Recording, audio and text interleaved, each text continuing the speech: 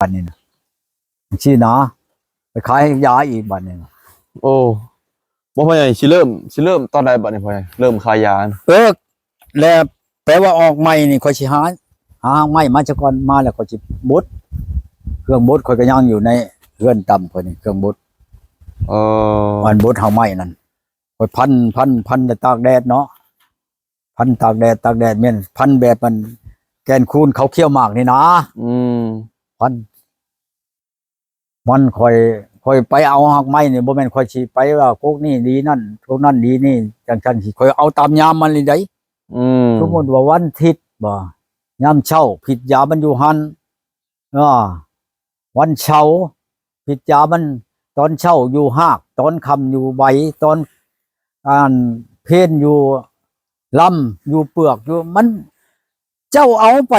สมมุติว่าหักไม้เนาะบะหักไม้นี่มันบ่แม่นเนาะมันก็มียามมีอันนั้นผิดมันก็อยู่ตามมันลำมันคือกันเจ้าบ่เอาบ่ถือผิดมันบ่ถือกันอันนั้นมันแนวมันสิดีมันก็บ่ดีคือกันเรื่องหักไม้นี่เฮาก็ปลูกเอาซะก่อนปลูกแล้วก็แล้วข้างในนี่นะนี่ค่อยไปบ้านนั้นอันนี้ปลูกลูกนี่ปลูกลูกก็ปลูกได้สมมุติว่าคนบ่ได้ลูกเอาผัว100 ปี1,000 ปีก็ตามบ่ได้ลูกค่อยเฮ็ดไปขายนี่ได้อีแหล่นี่อีแหล่บ้านปลาไหลกกตาลนี่นะนี่อีแหล่ชื่อมันนั่นแล้วเอาหักไม้น้ำข่อยนี่เอาผัวได้6 ปีบ่ได้ลูกบ้านนี่แหละ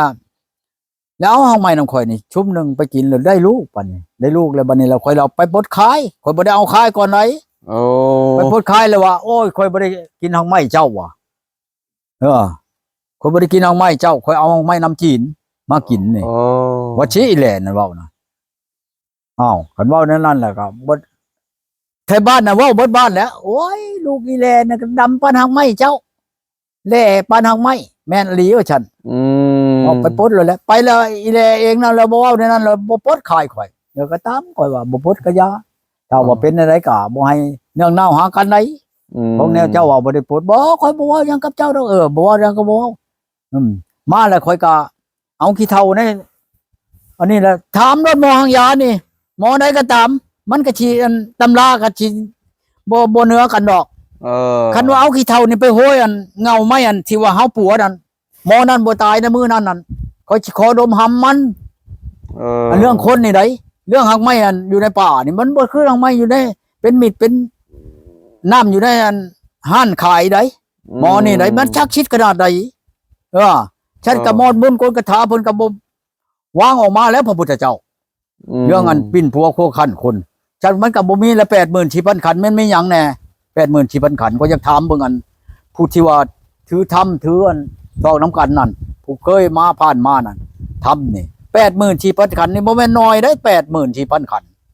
เรื่องภายถือนี่บางคนก็ถือธรรมอยู่หากว่าทำไปชื่อนั่นทำไปทำมาตัวคนเทือนน่ะทำในนั้นก็มีเอาลีได้ทำกันนั่นทำไปทำมาทำปากแตกก็มีทำปากแตกทำนั่นจะว่า84,000 ขันนี่มันหลายหูบห่างลางคนกับหมอเยากับเพิ่นก็ว่าทำคือกันลางคนน่ะหมอลงทำเพิ่นก็ว่าทำคือกันหมอเป่าหมอท้ายกับหมอทำคือกันมันมีแต่ไผ่เดียวเบิดไผ่ทำของแนวพระพุทธเจ้าผู้เพิ่นบุญดลบันดาลลงมาให้คนนี่ตำมิตรก็ดีบ่แม่นว่าไผสิท่านได้ท่านเฮ็ดท่านได้ท่านเอาท่านได้ท่านนั้นมันจะมีธรรมมีพ่อก็มีครูมันจะมีชักชิดได้บ่แม่นเจ้าสิคิดได้หาเห็นแต่เจ้าได้เรื่องไ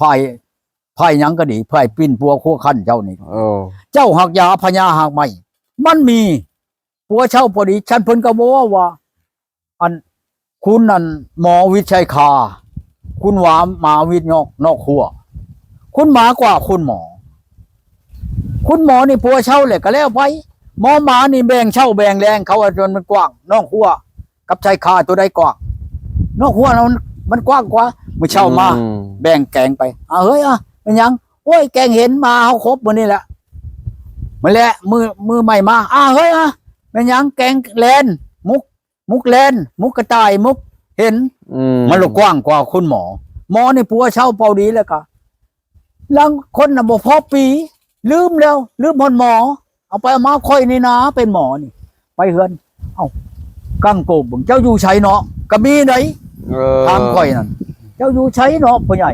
มาอยู่หันอยู่นี่โอ้ยขอโทษเด้อลืมอันนี้เห็นบ่มันลืมเลยได้อันที่ได้โอ้ยค่อยก็เอาคนคืนมานี่ครับจ้าถูกให้ผู้ค้ามั่นผู้ค้ายืนย้อนเอาคนเอาอันนี้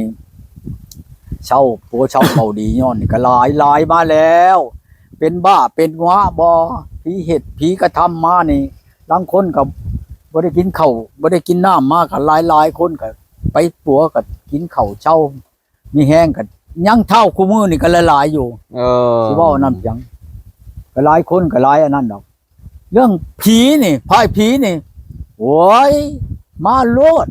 ผีปอบอยากให้มันมามันบุกนี่นะนี่ใกล้เพียง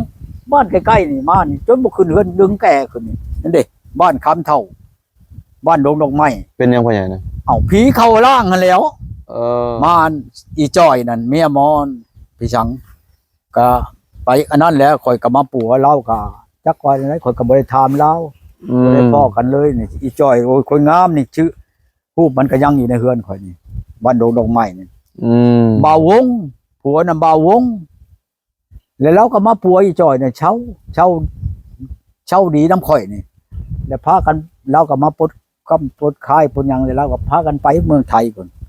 ไปฮอดจักเป็นอะไรหมอจักสิเป็นน้ำบ่าววงจักสิเป็นน้ำชาวจอยในชองคนเขานี่แล้วป้ากันคนบ่ได้ขี้ร้ายจักคนไหนผัวก็งามเมียก็งามชมผัวชมเมียเขานั่นเนาะคอยมาเบิ่งน่ะบัดมาไปฮอดกรุงเทพแล้วป้าเลยชาวจอยก็ไปเอาผัวใหม่บ่าววงก็ไปเอาเมียใหม่เอาเลยคอยว่ามาเบิ่งครับแต่บ่ได้พ่อเขาจักเทื่อดอกคนก็บ่ได้ชูลงไปบัดนี้ก็ค่อยอันเฮ็ดหักยาหักไม้นี่คอยสิไปคอยหักสิถามเขาอยู่ดอกบ่ได้ก็ดีนะคอยสิไปแล้วคอยสิถามนํไปนํถามนํนะคอยพอจ้าถูกมื้อนี้ก็วันฉินเนาะคอยกะในใจคอยนี่คอยสิหาเงินให้มันได้มื้อนึง 4,000 บาทอ๋อต 4,000 บาทนี่ก็เฮาขายห่อละ100เนาะมันต้องได้ขายมื้อหนึ่งห่อละ100 บาทสินั้นหลายเพียงไปกันว่าพื้นได้นี่น่ะฮะค่อยแชร์มันได้แต่คนค่อยไปค่อยก็เคยได้อยู่มื้อหนึง 4,000 นั่นบ่ได้ขาดจักมื้อใดค่อยเงินค่อยมื้อหนึง 4,000 ได้อ๋อตค่อยเว้าชื่อได้บ้านนี้ค่อยก็จะไปหามันได้ค่อยสิเอาคนน่ะมาเฮ็ดยาน้ำข่อยนี่เฮ็ดเฮาง่ายน้ำข่อยอัดหยังมาพันมาหยังค่อยจ้างดอกนั่นแหละข่อยสิไปถอนเงินข่อยออกมาแล้วก็มาอัดมาหยังเฮ็ดคักแน่แล้วข่อยสิไปบ้านนี่นอนบ้านคืนบ้านช่องข่อยสิไปข่อยสิจ้างเขามาอยู่เบิ่งงัวเบิ่งเสียงข่อยนี่ให้